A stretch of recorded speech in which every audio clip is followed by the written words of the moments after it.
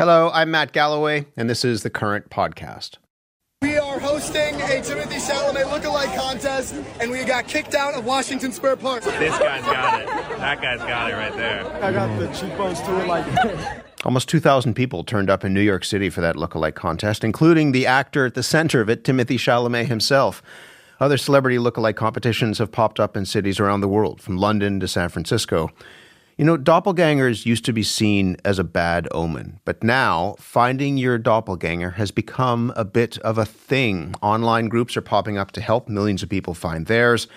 And this fascination with doppelgangers took hold of my next guest more than 2 decades ago. Francois Brunel is a Canadian photographer. He has captured the images of 250 pairs of doppelgangers in dozens of cities around the world. He's in Quebec City. Francois, good morning. Good morning, and thanks for having me in your program. Thanks for being here. This is super interesting. How did your interest in doppelgangers begin? Yes, well, it's a long story. I used to see, and I still do look at people and find their likeness to other people. So I've been doing that all my life. But I was told I looked like a certain Mr. Bean about 30 years ago, like and I didn't know the British comedy, like Rowan Atkinson. Yes, the character. Yeah. So. Well, but I didn't know who that was, and maybe it was maybe my face looked like a bean, or I didn't know what it was. But one day I saw one night on television this man taking a bath, and the wall was falling down, and he looked very weird and awkward. But it just looked like me. He was dressed the same. I used to dress with a suit and a tie and the shirt to look serious, but I was flabbergasted, as you say.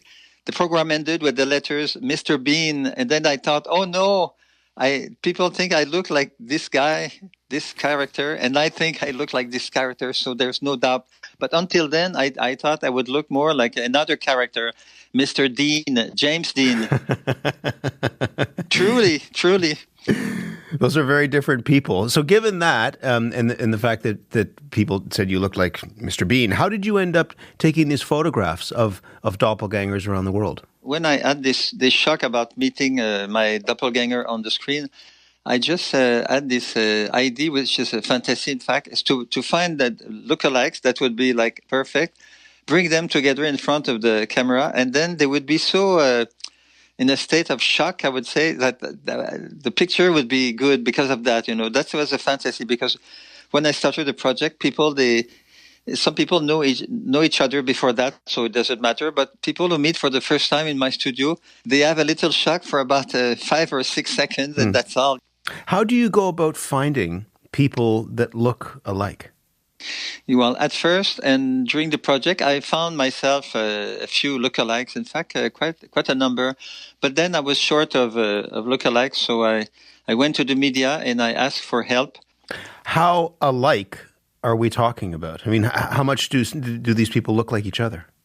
That's a very good question, Matt, and thank you for asking it. It's because that's the key of the project. Is a lookalike is someone you confound with another person. They don't have to be exactly the same, and they are very rarely the same. Some of them are pretty much the same, I must say, but most of them, they look more or less the same. But the fact is that if you talk to someone on the street thinking it's somebody else, then they look the same. But if you put them together in the studio, you say, the hair is different, the nose is different, everything is different. But it's the way of being, and that's the question is, when you look at yourself in the mirror, Matt, and you in the morning you shave, or I don't know, and then you say, this is Matt Galloway, yeah, this is you. But then maybe somebody else in another city in the country is looking at himself in the mirror, looking at almost the same thing, and says to himself, yeah, this is George, yeah, this is me, this is George. So who is Matt Galloway at the end? That's a deep question. I mean, is that in many ways, and we're going to hear from some of the people that you brought together, but is that what you were trying to answer, who we are? Well, I'm not sure if I'm looking for an answer, but I'm looking for the question. Because when I saw this Mr. Bean, and I thought, okay, I look really like this character, and then I thought I was somebody else. I didn't know I was that. It's pretty strange. Pretty strange. So we have a couple of the lookalikes with us that you photographed in 2003. Nathaniël Siri is a director and a producer in Los Angeles. Edward Toledo is a dance teacher in Montreal. Good morning to you both. Good morning. Hello, how are you doing? Nathaniël, how did you first hear about Edward?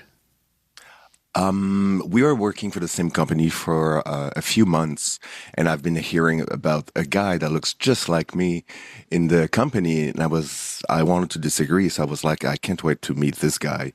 And we finally met at the party, the end of the year party of this said company. And that's how I met him. And when you saw him for the first time, having heard that there was somebody who looked like you, what was your response? There was such a momentum going into that party. I was like looking for him. I was there before him. I was like, wait, when is he coming in? When is he coming in? And then I saw him. I stared at him. He didn't see me right away. And I went to him and I said, let's go compare face in the bathroom. So yeah, that's how we met. And I think I startled him actually. Edward, were you startled? What was that experience like for you? Yes, it was a bit of a shock. On my end, I have had many people telling me, you should meet this person. He looks just like you. But I was just new into the scene of the dance world. And Nathaniël was ahead of me because he had done many different contracts and he had a lot of already connections in the domain. And so that's why everyone was telling me, wow, you just got here, but we know someone that looks just like you. So I had many months of this. And after we worked in the same company, but we were not doing the same events. So the people in the same company would tell us also that. And so the end of year party was the anticipation towards like, okay, we're going to finally get to see if this is actually a reality. And so Nathaniël saw me and he tapped me in the back and I turned around and I was like, whoa, yes, this is the person. This is him, obviously. I'm looking at a photo of the two of you. You look different, but you do look very similar. Did you see that, Nathaniël? Did you see that similarity right away? No, I never felt that we've looked so similar for some reason. People say that. And I have to agree because everyone says that. But at the same time, I'm staring at the photo and I'm like, yeah, we kind of look similar. But since then, I've grown to know Edouard and I count him as my brother. So it's a very different feeling. I don't see myself in him. I see him for who he is. So the personality took over, I guess. Francois, you took this photo that I'm looking at. What did you see when these two men came together? Well, it's a long time, but I thought they look pretty much the same. But it's interesting what Nathaniël just said. He said, I don't think I look like the Edward because the title of my project is I'm not a lookalike. So it's great because there's a few subjects in the project who just said that, like, oh, Francois, I don't think I look like the other guy. I remember it was quite emotional. Because you look at the picture, the way the hand on Edward's head, and it's one of the good pictures that I did, and I'm very very proud of it. And thanks, Nathaniël, merci, et merci, Edouard, muchas gracias. Edouard, it was emotional for you. For me, it was a strange feeling because I was confused very often by him. So I heard his name all the time and I was beginning to learn how to dance and he was ahead of me like 3-4 years. So all of his dreams and his accomplishments were ambitions of mine. So it was kind of a bit of a mixture of things, of emotions, because I was always named Nathaniël. Everyone was telling me, like, for example, dance teachers, choreographers would confuse me with his name. And at some point it was kind of irritating. And I was like, I have my own personality. I was trying to get, known. And so, I got to know him and I saw that he has a lot of aspect of his personality that are very, very similar to me. Mm-hmm. So the connection that we got right from the beginning was pretty strong, a mixture of all kind of emotions, because that's how we met, by that's everyone true. including us. We have a lot of affinities. We both like similar things. We laugh very similar. I think our laughs look very much alike. And we have very similar personalities and affinities. So that's, I think, where the most resemblance resides. This photo was taken 20 years ago, more than 20 years ago. Edward, I mean, do you have a connection between the two of you now? Is it just, I mean, it's something that lives in the past and it's a great story, but are you friends? How does that work now? We're like really close friends, but we don't live close, but we are connected in a way that is really special because we never actually stopped developing our connection throughout the years. And more so than that, we did share a partnership like at the beginning of the relationship, and then we turned it into a friendship. And now it's sort of like a friend, like a bond, which is similar to what a sibling would feel like, because I know I can count on him. Like the bond is very strong. Nathaniël, you called him your brother. I call him my little brother. Yeah. I feel I don't have a brother anymore. My brother died when I was a kid. And since then I realized with the connection that I have a bond, and I want to protect him, and I want to be here for him. And I realized doing a documentary project last year that it might be linked to the fact that that I'm not a brother anymore. And the connection is really one of fraternity, because I'm there for him when he needs counseling. I'm trying to be mindful of what I'm saying, because I know it has an impact on him. And I know that when I'm sad, he listens to me. He's there to receive all the types of emotion that can come out, and he doesn't judge. That's really special in some ways. What do you think? I'll ask you both this, because as I said, this is a thing now. There's a long piece in National Geographic about this. There have been these lookalike competitions, but there's also just people are looking for their doppelganger if they think they have one. What do you think is driving that, Nathaniël? I don't know. I don't get it. You don't get it? No, I don't get it. Every time when I hear about it, I'm like, why? Why do you want to find someone that looks like you? I guess I found mine 20 years ago, so that's probably why I already have it. But I don't. I do not feel the need to find someone that looks like me. I do not where it stems from. I do not feel the same. I don't know. How about you, Edouard? I've always thought about this question like as a weird thing, because it just happened to us. We weren't like, I wasn't looking for someone that like had the same experience as me, but it turned out to be at the beginning of my adventure with dance. Nathaniël was exactly what I wanted in my life, like everything that he was doing. So it's a mixture of the energy that he has, and I think people in general have the desire to connect, to find someone that they can consider themselves special with. So it's not necessarily the resemblance, but the fact that we really complete each other's ideas. I think the fact that people think that someone's going to look exactly like them is going to bring an addition to that connection, special moments to share with each other. And I guess we did it that way too, so we're the lucky ones. You're the lucky ones. Francois, what do you make of that? I mean, what do you think? What is this about, the attraction that people have to doppelgangers? You ask me. I don't really know. I'm always surprised that because I started this project like 5 years ago, and then it became popular with the media, and then it was there was nothing, and then there's always a wave of interest about the lookalike. Before the advent of the internet, the lookalike was always a man. It was always about men.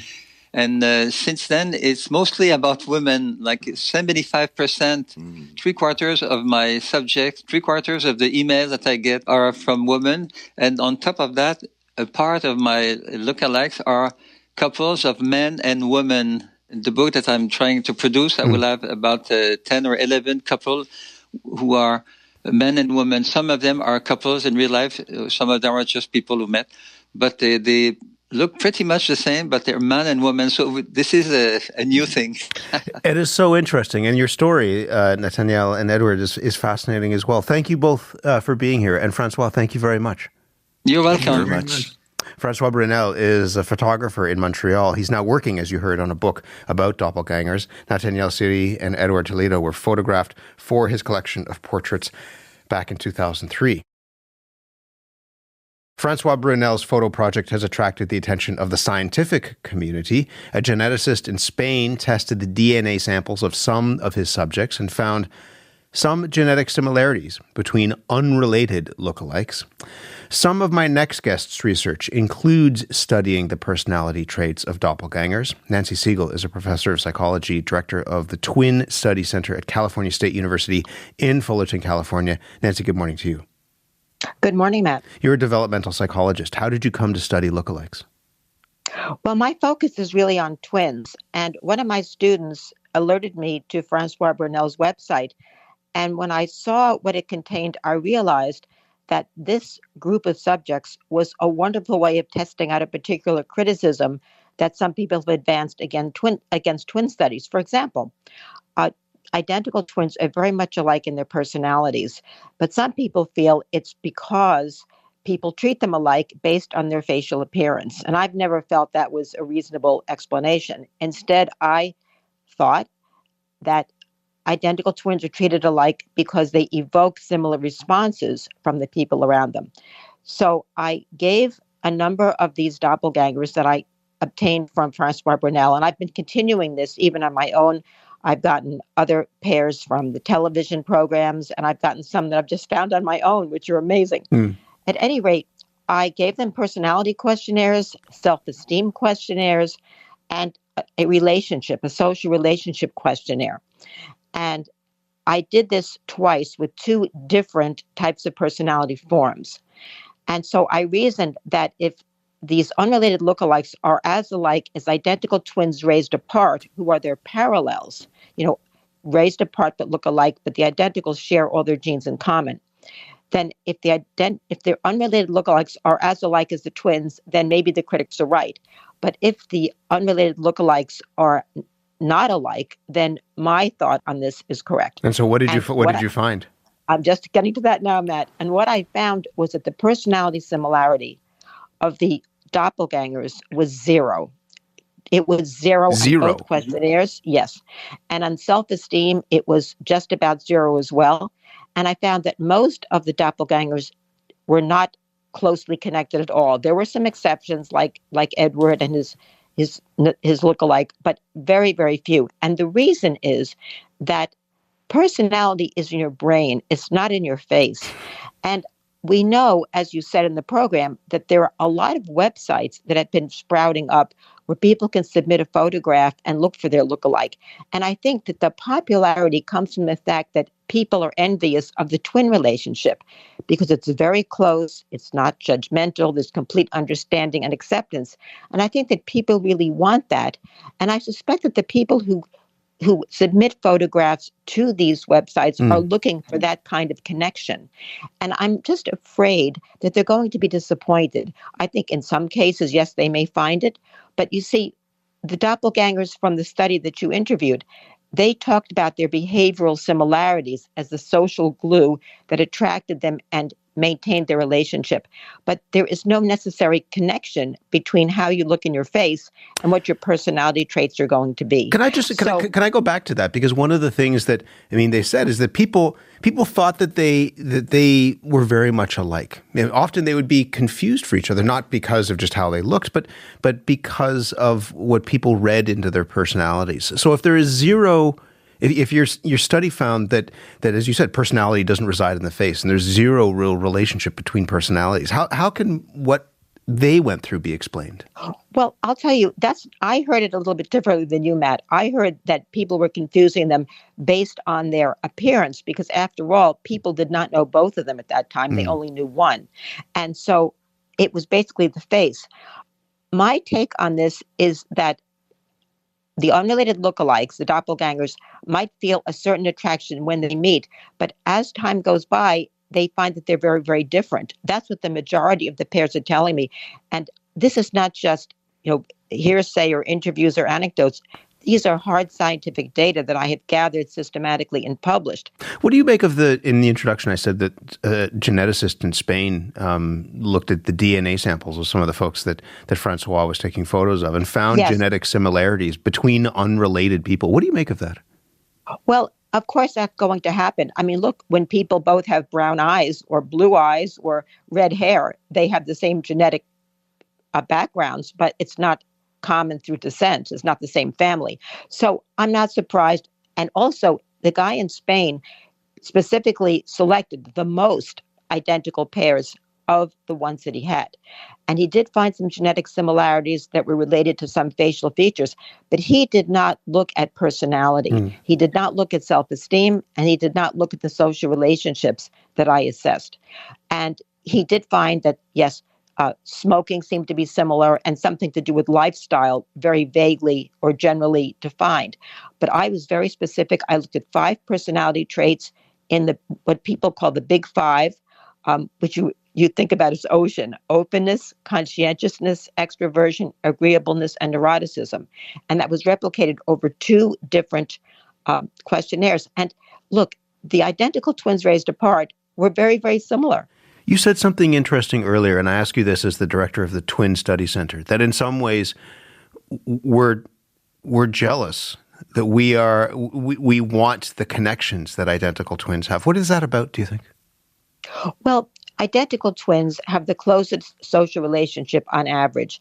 When we see identical twins who are so close and their relationships are so effortless, having been developed from a very, very young age, I think that many people look at them and are intrigued and are envious, because what a luxury to have somebody who accepts you completely, who loves you completely, who will understand you completely.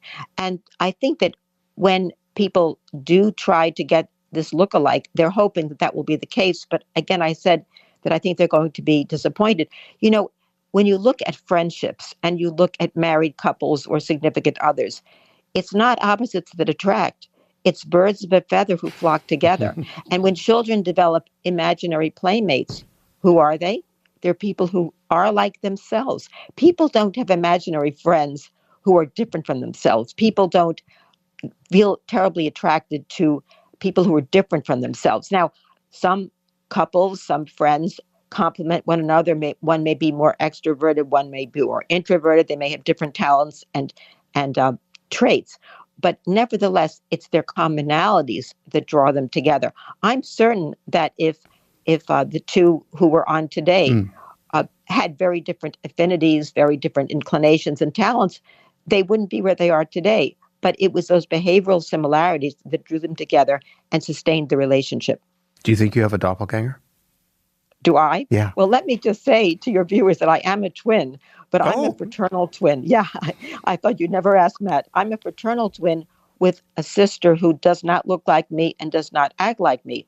And we have similar values. We're very close sisters, but we're close just because we share a family history.